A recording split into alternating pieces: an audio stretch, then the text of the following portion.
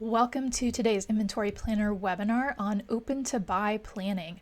So OpenToBuy is a hot topic. It's a frequently asked question with merchants that we commonly work with for demand forecasting and planning what items to purchase for your store. OpenToBuy can be really great for stores that have a lot of seasonality to your buying, stores that are constantly introducing a lot of new products, so you don't have sales history on specific items, but more at a category level. And it can also be good for stores that are growing rapidly, so have very aggressive revenue goals, and OpenToBuy can help with reaching those goals. So with that quick introduction, I'm going to turn it over to Basil, who will go through the details on how you can set up an OpenToBuy plan in Inventory Planner. Yes, awesome. Thank you, Jill. I see some familiar names in here. Thank you for joining us today. We're excited. We have made some exciting updates that you will be the first to know about OpenToBuy. So let's go ahead and just jump right in. We don't have as like a super strict outline for today because OpenToBuy is meant to be a little squishy. It's catered to what is going on with your business, and it's going to be a little different for everyone. So let's just kind of walk through it. All right, I'm going to go ahead and share my screen. We can just start taking a look. All right, so first and foremost, what we did is we put up a poll for you. We're curious to know how familiar you are with OpenToBuy. I do know, like I said, I've spoken to several people from that are on this call. Some are very experienced with it, some less, some are brand new. So, okay, cool, awesome. Great to see this live time feedback. And we're gonna have a few different polls that pop up in here. It just helps us to get an understanding of how everybody's business works and different kinds of improvements we need to make.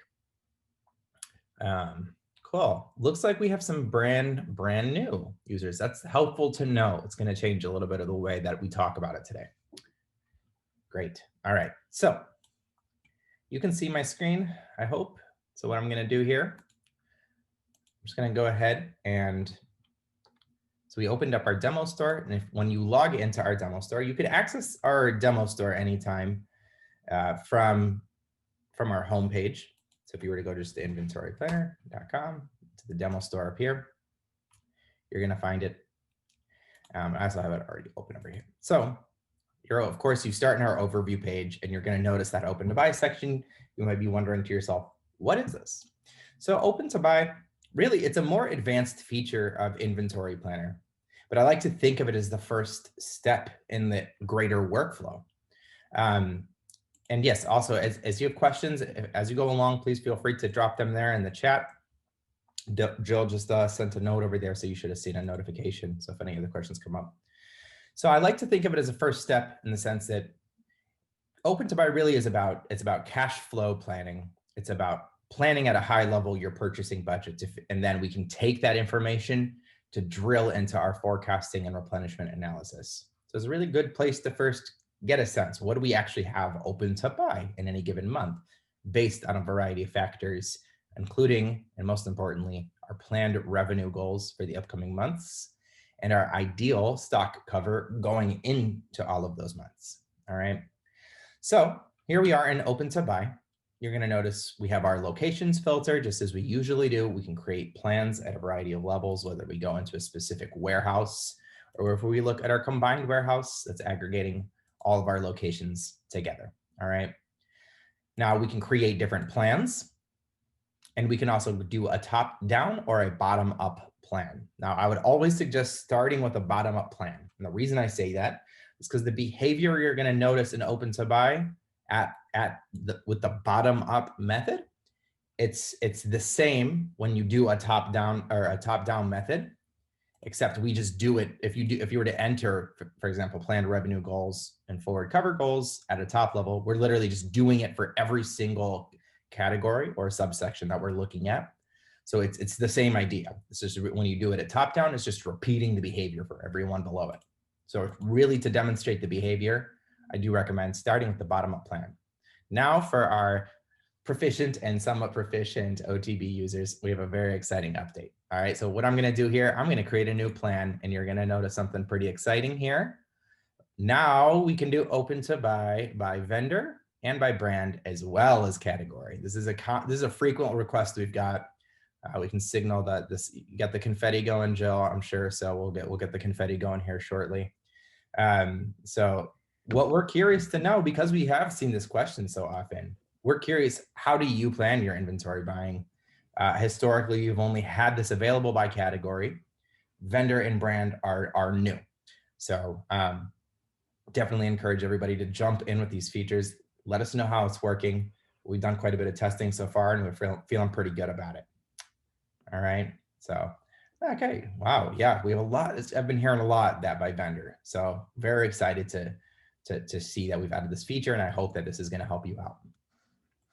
All right, so I'm gonna do it in here by category because that's sort of the baseline. It's gonna be the same idea however we do it, right? Now I'm gonna say, we're gonna just call this IP test. I'm gonna go ahead and create this plan. So it starts to cook. You can always notice that purple line here towards the top. All right, and then so we're gonna create that plan, and then you're gonna notice, so we're showing all the individual categories. Your categories stem generally from the product type in your store. Now you can always check also from our homepage, if you click on the integrations tab, what kind of attributes we pull from your system. So for a lot of Shopify stores, Amazon, a lot of it's generally going to be tied to some kind of product type. So you can see category, product type. We give you a little info bubble here. So you're going to see just a little more information about how we kind of determine what a category is. So we started the new plan. Here's my IP test. We're doing the bottom-up plan. I'm in my combined warehouse today. All right. Now, first thing I want to do is I want to go down to my actions button at the bottom. And I just want to make sure that I'm only looking at relevant categories to my plan, right? So I can get a quick idea of what's in stock or what's not. Now, we've had folks that have a lot of categories or a lot of brands, a lot of vendors. We did add a filter here, or a little select all, deselect all option here.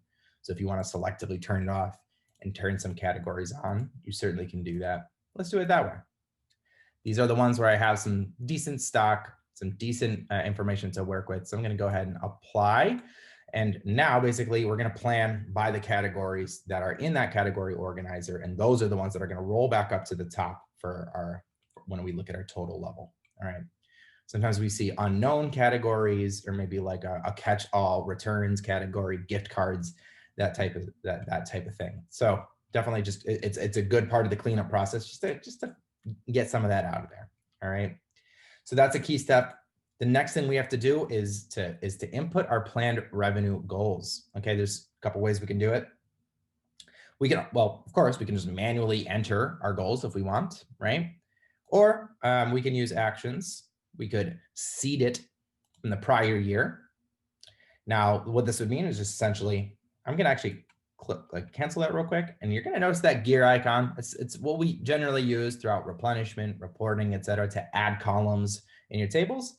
Well, in OpenToBuy, we're adding rows, right? So we could, for example, see our actual revenue last year. We could even see it 2 years ago. Maybe we're just trying to get an idea. Now, our demo store doesn't have 2 years of history, so let's just work with last year. But you're gonna see last year metrics and then 2 years ago metrics that you can add in here as a reference as you go along. But this kind of gives me an idea. Here's my planned revenue, or my actual revenue last year. So if I want to seed my revenue from the prior year, a 0% adjustment, this is always a little tricky. 0 is flat to prior year. You want a 10% increase, you put 10, not 110. So let's say we're going to do a 10% increase on revenue. So we seeded in that planned revenue. You can notice it's 10% higher from the prior year. So that's a key first step. Now you could also seed it in from your forecast. If you were to do that, where does it come from? Okay, so you'll notice the edit forecast section. You've probably played around in here before. I just opened it in a new tab. Just a quick reminder on replenishment forecasting. Generally, we're coming up with your, we're using your forecast method and settings. We're determining your forecast by variant, and we can aggregate it in different ways. And you can always come to edit forecast as a place to make some adjustments. Maybe you have specific promotions we have to consider. Well, we can aggregate and edit forecast. So if you're ever curious, if you're trying to seed your revenue from your forecast, you could come to edit forecast. I would roll it up to the category level.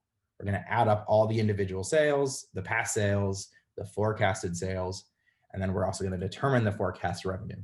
So that's where you'd see these values, these forecast revenue values. These would be the ones you'd be seeding into your open-to-buy plan. I decided to do it off of last year. Like I said, usually open-to-buy, I like to think of it as the first place to go. And then we take that information and we could actually seed the planned revenue from open-to-buy into edit forecast to make an actionable plan for purchasing. So that's the way that I actually prefer to do it, is use the information here and seed it actually into the forecast. We'll walk back through that. So far I'm just starting, I'm like, we've been 10% above year over year, and I believe that this is going to continue on. So this is what's making up our planned revenue goals. All right, so let's keep going. Now, when you look at all the numbers in here, one really important thing to consider is that we're looking at information at retail value, okay? We have to do this as an apples to apples comparison. This is all an algorithm for every month. We're getting a snapshot. What is currently in stock? So today is November 11th. So when you see that opening stock figure here, again, this is the ladies category. Remember, for ladies, we have, how many variants do we have? We have plenty of, with 45 variants in ladies. So those are the ones that we're looking at. When we take up the opening stock, essentially what the stock position was for every variant in the ladies category as of November 1st, when we take the individual stock times the retail price of that day, this is what the stock added up to, okay? Against that retail value. So that's the first piece, is saying, what did it look like November 1st? And then we also needed to get a snapshot of what was either received in the month of November so far, or what is currently on order, again, at retail value. We could separate it out. Here we've grouped it together. You could always go up to that gear icon. Maybe you're trying to get a sense, wait, what do I have on order? How's this coming through? So we could say what's on order or what's coming from receipts. In my case here, it looks like everything is on order. These would be units on, or this would be what's on order currently to arrive during the month of November. If I wanted to compare this, I could always go to reports, delivery schedule. That's a really useful one. And then if you're trying to find received information, good received note. So you can kind of compare it. If I were to open delivery schedule as an example, say we look at this in our case by category, since that's how we're developing our open to buy plan. Ladies, here is what's scheduled to arrive in the month of November at retail versus cost versus units. Of course, if I go into purchase orders and start to dive in and see what is exactly, which POs are these attached to, or we could always, you could dig into the variants and kind of get a deeper sense of what's coming and when. What's useful about this report is you can even drill in by week. So you can go by month or by week in this particular report. So let's pop back over to open to buy. All right, so we've inputted our planned revenue. We know how we got our opening stock, how we've planned our purchases, all that's there. All right. So now what we're going to do is essentially say, all right, if we opened our stock with 297,000 in retail for ladies, and we have another 65,000 in retail expected to land during the month of November. So essentially that's our position as of, for the month of November, we have roughly 350,000 to work with to support whatever's happening this month. Now our planned revenue is quite high, right? When we look at how it's been last year, we're pretty short. So that's the first thing that's going to happen here is we're going to say we're going to deduct out the planned revenue for the month. We know this is what we're planning to sell, and we're going to get a snapshot of that. So what do we have? What is and then what is expected to sell? So that is all key. That essentially that's once we kind of take that zeros us out essentially, and then what's going to be left to buy is going to be highly driven off of our upcoming goals. So really what we need to do, notice we are incorporating the back orders. You're going to see this in a moment. So what does this mean? Well, let's look at December. And what we really need to think about is how do we want to enter the month of December? Let's say I want to enter December. I want it to cover me through December and January because the holidays production gets slow, whatever that might be. So I want to make sure I have at least 2 months worth going into the month of December. Once we get into the month of January, I'm gonna bring it down, say a month and a half, because I just want to, at that point, I want enough to cover me through January, part of February, and just like kind of slowly trickle this out. Or we'll maintain a 1.5, and then we'll kind of eventually just bring it down to 1 month. All right. Now let's save that. Let's see. You're going to notice some numbers change. All right.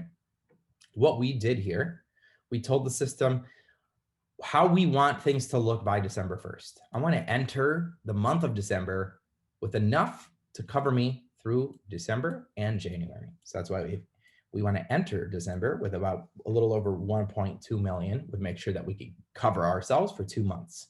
So now we can go back to November. What the system is telling us is, okay, based on what we have in stock, what we have coming, based on some heavy sales that are actually going to push us into a back order, we need to also buy an additional 1.5 million to cover the back orders and to make sure that we get into the month of November with 1.26 million. That would ensure that we can cover our needs through December and January. All right, so and it would be the same repeated behavior. The next month might make even more sense without the back order piece. So it's okay, we entered December, now we have 1.26 million. We're good for a couple months, but we notice we still also have some purchases coming. Again, this is what's scheduled to arrive in that month. Now, when we think about open to buy, this is something that we get asked quite often. This open to buy figure, you should think of this really as what should be received in the month of November so that we can set ourselves up for the month of December. So your open to buy recommendation, it's really a recommendation on what should be received, purchased and received, ideally within that month. So if you have longer lead times, you might need to actually look at your open to buy. Let's say we're planning some purchases that would land more around February. Well, we can develop some goals and then kind of add together our open to buy to get a sense of, okay, what do we need to get in here by January or by February? All right. So let's kind of walk through December, 1.26 million. Good. We bought all this in November. We set ourselves up. We see we have some purchases coming, not much. We have about 633,000 that we're going to sell. Once we factor all of that into consideration, subtract that out. If we buy, so this is what, notice it's not, so but we have 1.26 million. We purchased another 8,000 or so. So that's about, a little higher than this. And then essentially what we're saying is you still need to buy an additional 289,000 so that we can enter January in a way that meets our goal. With that in mind, this would get us to 934. So if I were to say 1 here, what are you going to notice? The open to buy goes down to 0.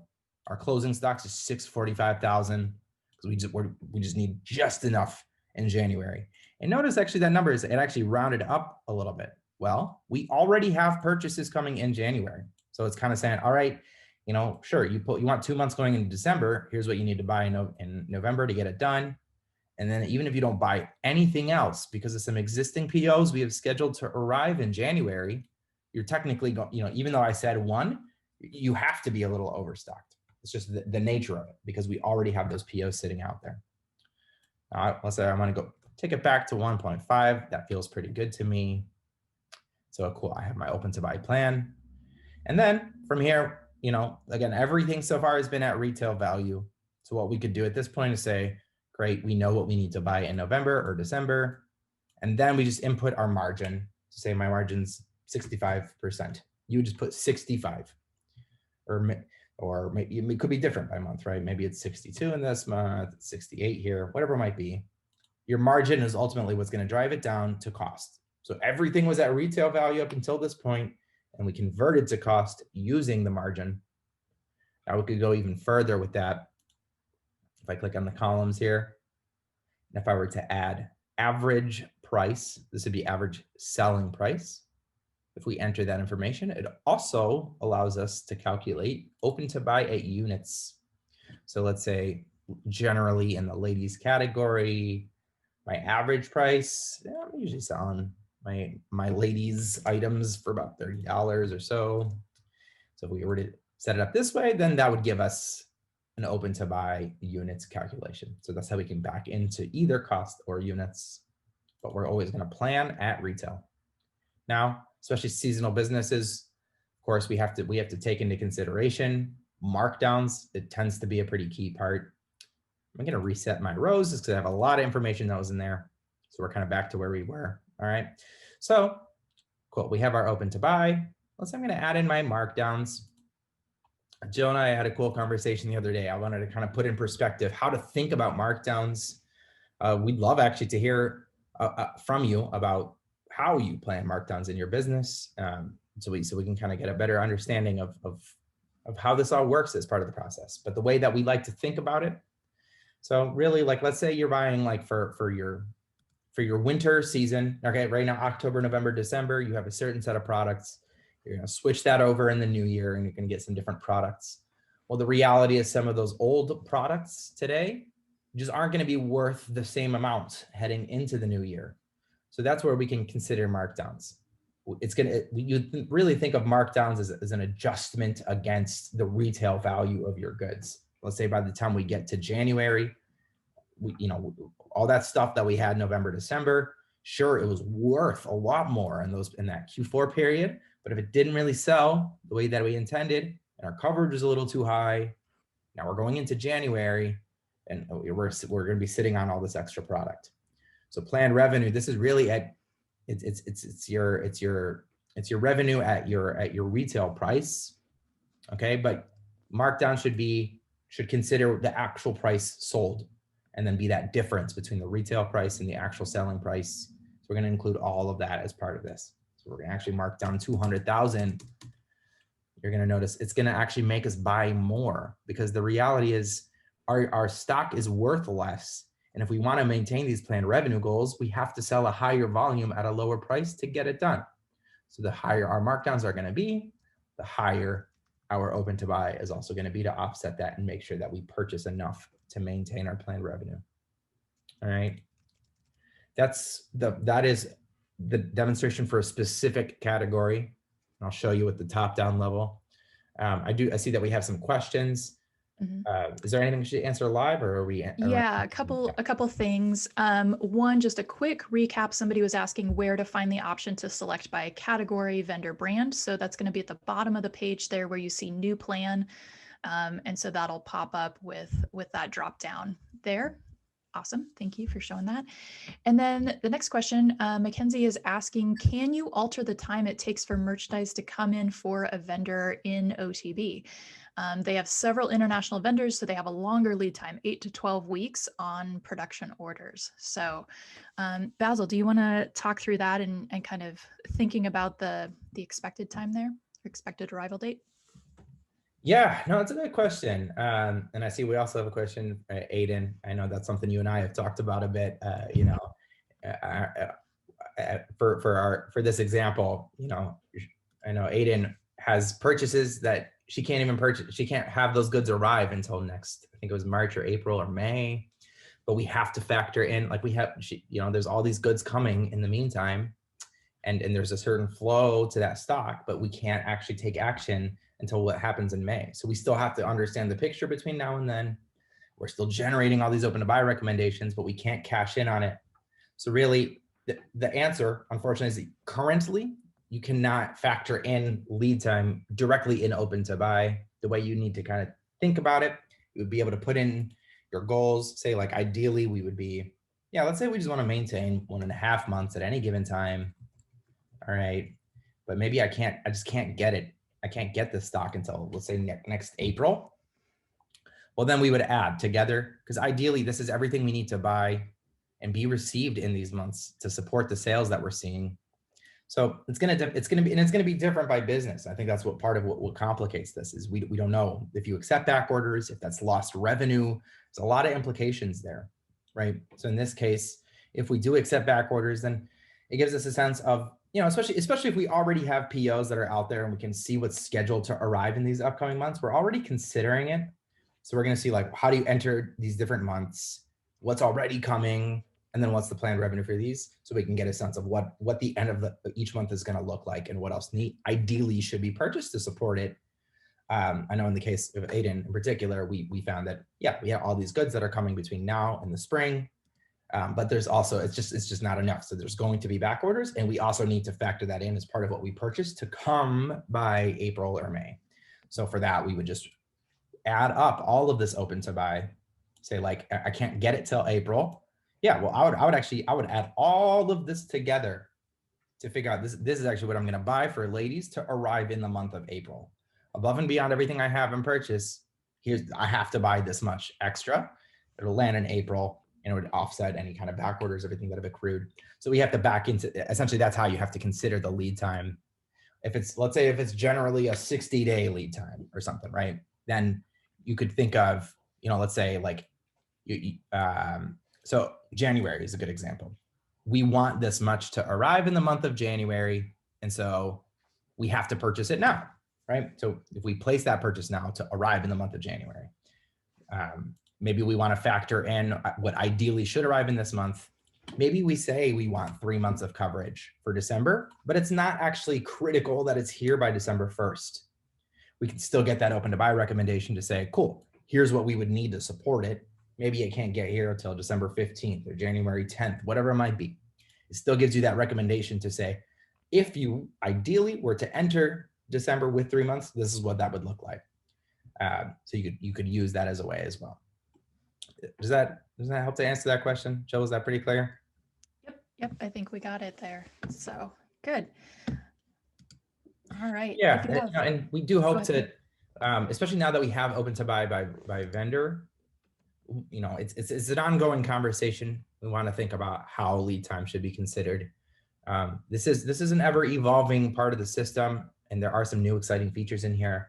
We are certainly looking to improve, but it does get complex. Different variants have different lead times. Vendors sometimes have different lead times by item. So I think it's just there are a number of assumptions when we consider that, along with the fact that not everybody handles back orders different, and it doesn't impact everybody's business the same.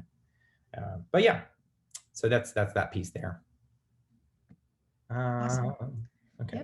Yep. Is that it on the question so far? Yep, I think that covers the questions so far. So you're good. Okay, cool. Yeah, so that can be a little tricky, but all very, very good questions.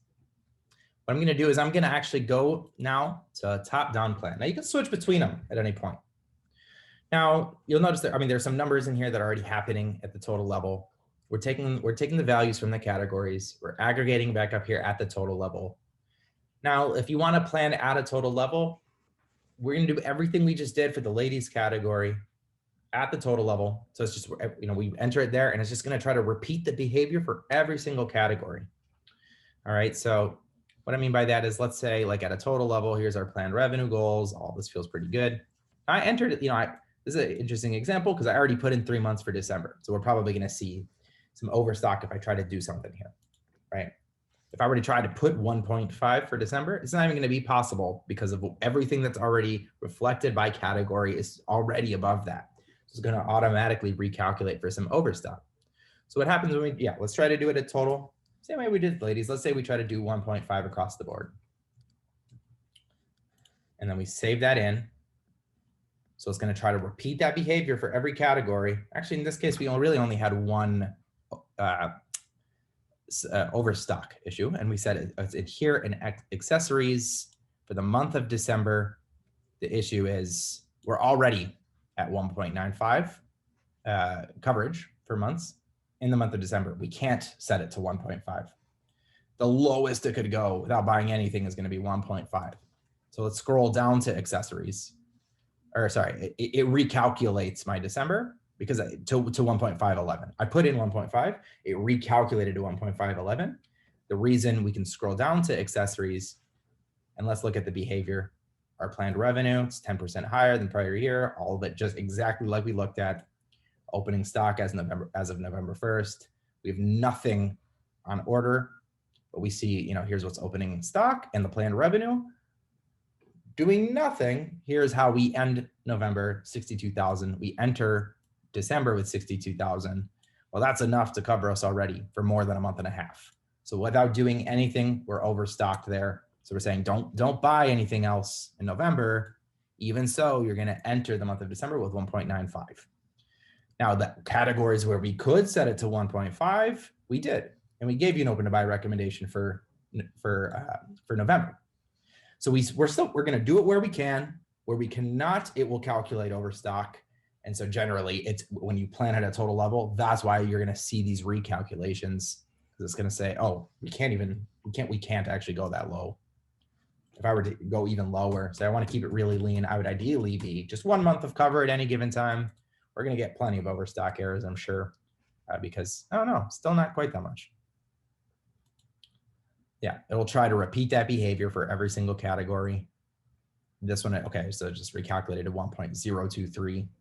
The lower I kind of try to do that, the more we're going to notice overstock issues, and it would have to do some recalculations. I can even try to go lower, 0.5, for example. We'll always get that summary of the overstock errors, which categories are impacted. Yeah, so here's another one here. Here's what happened when we tried to look at the month of November. We couldn't set it to 0.5, and it's because dresses already overstocked, bags already overstocked, accessories exactly like we talked about. So if we try to repeat that behavior for every month, it's going to say, okay, actually, it's going to recalculate no matter what at 0.645. We could do it for ladies. It gave us a recommendation. Go down a little further. Did it do it for bags? It did not do it for bags because we would already be overstocked doing nothing, right? So that's how that's going to work. So that's why I say it's generally, I mean, it's better to do with the bottom-up plan because you can do specific categories, specific vendors, specific brands. It's a useful kind of strategy there. Was there another question that popped up? Yeah, we do have an interesting question here. So Ian is asking, Open to Buy assumes that we're buying finished products. What if we're buying something that will be combined into a final finished product? So we're looking at assemblies plus Open to Buy. Ian, I think you fill out the bingo card on all the most complex situations there of planning. That's a doozy. So I think Ian and Aiden need to be buddies, actually, because we'll form a support group for you guys. Yeah, that's just the start, he says. All right. Yeah, this is something we ran into recently, and we found that when we were looking at purchases, this was actually specific to POs, to your vendors and what is coming in. We were finding that transfers, so warehouse transfers, weren't included, nor assemblies. To be just a refresher for anybody who's not dealing with that, that's an assembly is when you have to take components and assemble them into a finished good. So we call it an assembly order. So those are not included. I believe transfers are now always included. So we should see POs and transfer orders. And if you don't see that, please let us know.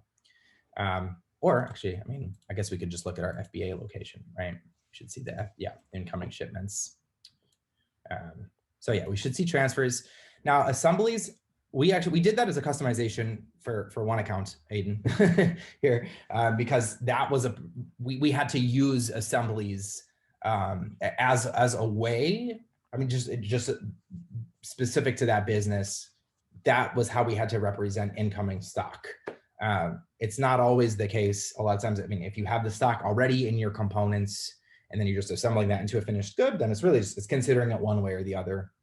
But with this particular case, we had to actually also include the assembly orders to get a true representation of what's continuing to come, because the component stock was being handled separately. We had to order the components, but we weren't tracking that stock, so it wasn't being represented. So we didn't include the assembly orders, then we were understating our open to buy picture and our incoming stock. So it just depends a bit on your business. But assemblies and variants are going to be, we're still looking at all that. All that can be pointed within categories. We're considering those on the same level. So it's going to apply regardless. You're going to get your open to buy number, whether it's by category or by vendor, and then you'll be able to then drill in to the next section, which actually, yeah, let's just pop over there because that's really going to be the next main area to go anyway. So we talked about that edit forecast area. I'm going to jump back there. Remember, we rolled up by category, or now if you do by vendor or by brand, that's one thing we'll need to test too, to see if this function is going to work by vendor or by brand. We've added this feature recently, and we talked about it earlier on the call. So let's say, we put in all those planned revenue goals for the ladies category. Well, we can go to edit forecast. I could select that category, and we can use that bulk actions button to seed the planned revenue in from our OpenToBuy plan. I'm going to do it from our IP test plan. So it's 10% higher from the prior year. We're going to take those forecasted revenue values. They're going to be inputted as overrides that we're going to push down to the variance respectively. Now, this is something we came across recently. It will also consider assemblies. So assemblies or components, they're all going to be treated. We're going to look at, how the assemblies or the components sold proportionately within the aggregation. So if we're looking at category, maybe 90% of your revenue actually came from assemblies and 10% came from components because some of them sell on their own. It would be distributed accordingly. So that's what we did here with ladies. We took our, if we go back, ladies here, remember our planned revenue goals. I can even switch back to bottom up. It just makes it easier to see, here's those forecasted revenue goals. We came back to edit forecast. Now, of course, once we try to push that down, if we enter a forecast revenue here, what are we doing? We're trying to push that down to all of the 45 variants within that category proportionately, and doing a forecast override. And then we also need to re-multiply by the selling price. So it's going to be very close to what you see, but not 100% what you put in. It's going to be just ever so slightly different because of the rounding that we have to do. But that's how we can input in to say, oh, okay, if that's the planned revenue, we're going to override the automatic forecast that we come up with to use those revenue goals instead and distribute those forecasted sales down to the variance proportionately based on how they've been selling in the last 2 months. And it'd be the same if you were to do an override by vendor. We would distribute your forecast revenue down to the 58 variants that are part of that supplier US aggregation. So it'd be the same kind of idea there. All right. So yes, it should work just the same, assemblies or variants. That is something that we came across and we've tested out. So all of it should work just the same.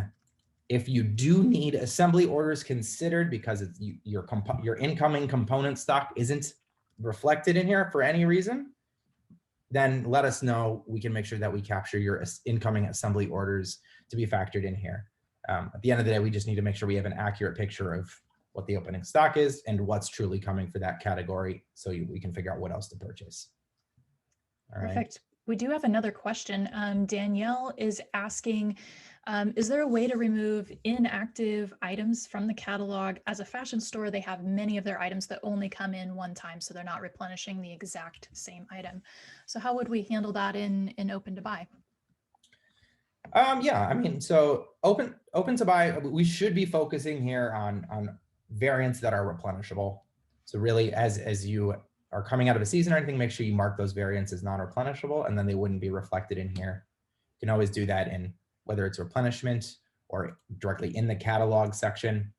Say if you're in replenishment, now however it is, let's say like we're grabbing items with a specific tag from Shopify, right?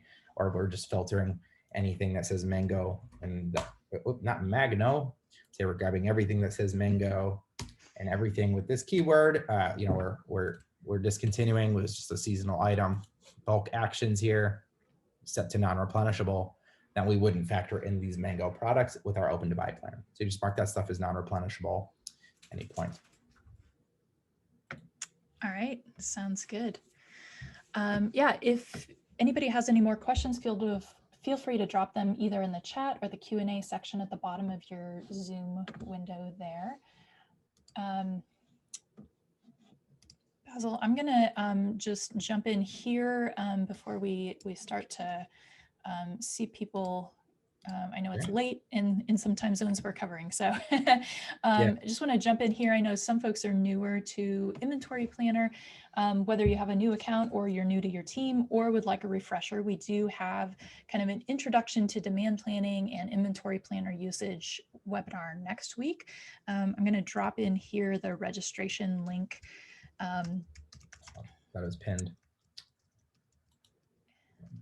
So I'll drop that in here. Feel free to sign up, join us for that. As Basil was showing you down there in the chat, we've made a note available to you so you can check that out. We'll pop that up again this weekend, just as a little reminder in case you're not already signed up. But we'd love to have you join us for that as well. Then just a blanket invitation for feedback. If there are other topics you'd like us to cover, please let us know. Probably after the first of the year, we'll get into planning for the new year. So it may be a bit on OpenToBuy, as well as how to apply that to other parts of your planning and purchasing process. But if there are other topics you'd like us to get into, definitely let us know. We want to make sure these are relevant to your situation, kind of the challenges you're facing, and hopefully that they're useful to you as well. Mhm. So that's my little interlude, jumping in on future sessions here. Yeah, I mean, I'd love to touch on a couple other things. Again, please jump in with questions as you have them. One thing I want to mention, you can always adjust the period you're looking at for your plan up here in the top right. If you want to look, say you just want to focus on the next 6 months, you want to look at the next 12 months, whatever that might be. So you can always adjust the time period that you're looking at. You're also going to notice if you don't enter some information, you would notice errors also.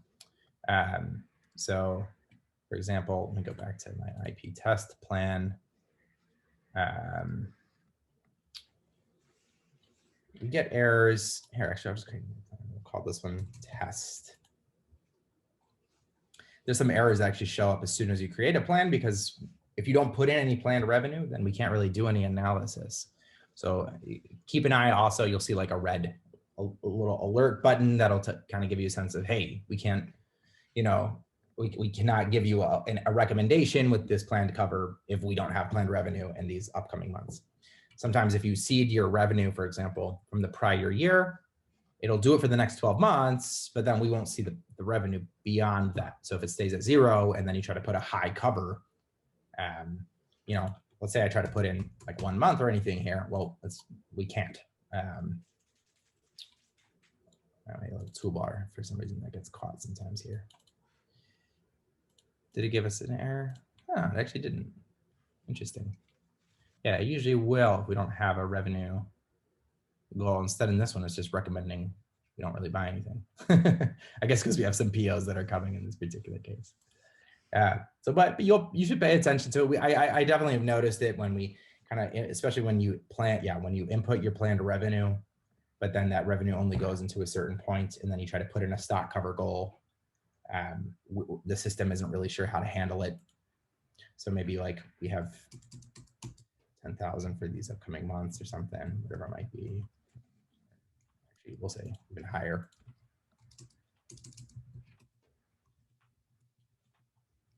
And then, if I'm trying to do some really high cover, 10 months of cover or anything, well, we can't. We don't have all the information here that we need for this to work. So we're gonna see some errors in this case. So yeah, it's invalid. We have to set the revenue for May because that's 10 months from now. So those are the kind of errors to pay attention to. In terms of checking the data you see, I want to also just touch on that because we get a lot of questions about this. If I go back to my IP test, so say, you're trying to just understand, how are we getting this opening stock number? How do we get this actual revenue number for November, which would be sales so far, right? If we're ever trying, or how, just like we saw with the purchases and how we can make sense of that and the purchase order delivery schedule, and we can check it out if we're trying to see by category or by vendor, how are we actually coming up with the POs at retail value, at cost, in units. Sure, so that's how you can always double check what's coming and when. And then you could always come into purchase orders directly and see, use your filters to focus on POs that are coming, I would say with an expected date. We could say if you want to see within the month of November, and like really focus in on these specific POs, and this would give you a sense of what's showing up in that metric. But I would, especially for anything with opening stock, planned revenue, et cetera, reports, KPI report. This is a really critical area to really understand why you're seeing what you see. If I'm in my combined warehouse, let's say I go to categories and I want to see for ladies, let's say I want to focus on November, right? That was that's a month that's really key for us to understand right now. Stock cost, stock retail, always based on today, which is November 11th. All right. If I want to get a sense of my stock position on November 1st, you can add the columns to your KPI report, search opening. You can do opening or closing stock. It's going to be driven off of that date range selector. So if I want to get a sense of what my opening stock cost and retail was as of November 1st, we can add those columns in. Now, as many of you know, we can always reorder where those columns are. I'll just leave them where they are and drag over to the right. These values would represent our stock at retail. So this would be our opening stock at retail for the ladies category as of November 1st for 301,000. So let's go compare it, 301,000 opening the month of November. It's actually very, very, very slightly different, which I'm curious why that would be the case. So that would be something that we can kind of go and check. So we said dresses says 856, 791. 856. Super close, slightly different. Could be just the time of the day. Could be that it's our demo store. Typically, it's going to match up, but there could be just some different reasons as to why we see that. But this is where we can go to spot check that data. Of course, we can also grab any time frame up here and just check sales, revenue generated, profit, margin, cost of goods sold. There's over 180 metrics you can add to these tables. If you're ever curious, you can always grab that widget at the bottom right, check the glossary of terms, and just see what's kind of baked into that metric. Definitely a really useful place to go just to understand what you're at the data that you're looking at. A lot of times, if you're ever seeing something kind of wonky, especially in terms of your opening stock or purchases, I found especially like, say you have gift cards with an arbitrarily high retail price, something like that, or maybe you put in $1 million in stock because it doesn't really matter. Those are the things to be careful with. I would definitely tuck anything like that in a category that we can go and hide easily. And whether it's a miscellaneous or an unknown category, then we can come over to Actions Category Organizer, get that stuff out of here because it's going to throw off our plan completely. But that's how I would definitely recommend spot checking that data. Maybe you see that there's some super high number for opening stock in a specific category. You can come back here and say, oh, wow, why are we getting stock retail of 95 million? Then we can click into the specific variance and see which one is actually driving that. We can come in and we can sort by any particular column to make sure we get that information. Yeah, right. I just wanted to make sure to talk about that piece of spot checking some of the data that you're seeing in here because it has a direct impact on the recommendations, of course. Do we have any other questions? Yep, Ricardo has a question. He says, how would you do OTB planning when your categories, your vendor, your brand clusters are not what you're wanting to use for the projected sales? Any options to cluster by tag or a different workaround? As it is today, unfortunately not. Historically, it's always only been by category. And as of now, it's with vendor and by brand. But that's the extent of it. Maybe now you can assign variants to multiple vendors. I'm thinking through this. So if you're using Inventory Planner to configure vendors, or even if you're not, let's say you have like a dummy vendor, that should work really. Yeah, I mean, if you have like a cluster one vendor, and even if you have variants that you want to add as part of that cluster. So you assign all of them with that vendor, and you can assign them to your other vendor for your normal purchasing. They would still be considered there. But then when you actually go to associate it, you would see it if you were to create an OpenToBuy plan by vendor, then you could focus on that cluster vendor instead. To that point, one really important piece that I glossed over is making sure that the subsets you're looking at, if we're looking at categories, vendors, or brands, however you're building your plan, should be mutually exclusive. If it's not, then you're going to notice, especially the total values are not going to make sense. We'll notice this especially because we don't see, for example, subcategories. We see categories only. So if you have a system that has categories and subcategories, they're going to show up separately, and they would be reflected twice at the top level. In that case, I would come to Actions Category Organizer, and only select either categories or subcategories so that it's all mutually exclusive. You could plan for any specific category, any specific subcategory, or any vendor, like the cluster vendor, and they're assigned to another vendor. If you don't have mutually exclusive categories, vendors, brands, etc., I would definitely not do a top-down plan. It would give you some strange behaviors unless you really hone in on your category organizer so that whatever you have in here is mutually exclusive. If it's not, definitely handle it at a bottom-up level to make sure that it's accurate.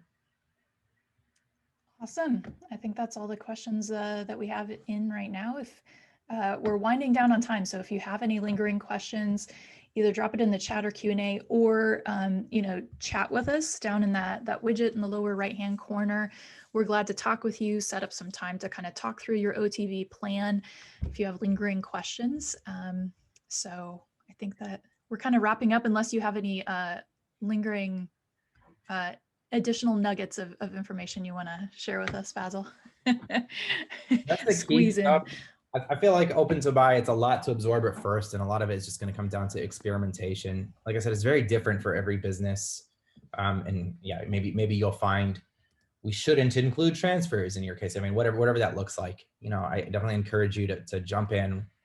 Don't be shy to create different plans. This is it's a planning environment. What you do in here has no direct impact on forecasting and replenishment unless you take the information and go to edit forecast and seed that information back in. So it's considered a playground. You can create different plans and you can just kind of test it out, see what the data looks like, and how to set it up in a way that you're going to draw meaning from it. I would definitely just poke around, include some of your other metrics, get a sense of how all this is looking. And I guess I didn't really touch on this, especially if you used to use OpenToBuy with Inventory Planner and then you're kind of returning to it. One really key thing that I should mention that has changed is spot cover versus forward cover. Everything we talked about today, you're going to notice you plan on forward cover to say, yeah, you want to enter February with enough to cover you for the next 2 months. Well, it would look at your coverage for February and March. So it's a much more straightforward way of looking at it. Historically, it was different. And what I mean by that is like, let's say in December, you had 1.5 million, it's way higher. And then it has a massive drop off in January. These months are only going to be 200,000. All right. I'm going to save this in. Oh, actually, I don't want to lift my forward cover up a bit. Save that all in. So the difference here, and this method in general is going to make a lot more sense. And actually, the spot cover calculation doesn't even look like it's doing what it used to do anymore. Typically, spot cover, we would look at the planned revenue. Oh, actually, it's because, yeah, I see what's going on here. Yeah, let's say I buy 3 months worth. Okay. So remember what we've talked about for December. We want to, with this type of information in here, it's going to say, let's look at 1.9 million. It's going to make sure that we enter the month of December with 1.9 million, which is enough to cover us for 3 months with 1.5. And then, so we need about 1.9 million, which makes sense. So it says, okay, that's what we need. All of this in mind, we're selling a ton in December and we close the month of December with 408,000. Well, in terms of forward cover, that leaves us with a couple months. Spot cover is always going to be based on the goal for that month. So if we're realizing, it's actually only going to sell 10,000, let's say it's going to be a massive drop off, spot cover would go way higher because it's only looking at the planned revenue. It's like only looking at this month. It's saying, oh, wow, opening stock of 218,000 versus a 10,000 revenue goal. That's 21 months of cover based on only this month. That's the way it used to be planned in our system, which is more confusing. So to any of our existing users who are coming back, just keep in mind how much more useful it is to do with this forward cover method. Again, this nudged up just a little bit because we had existing POs, but in general, it's like you want to maintain 3 months of cover.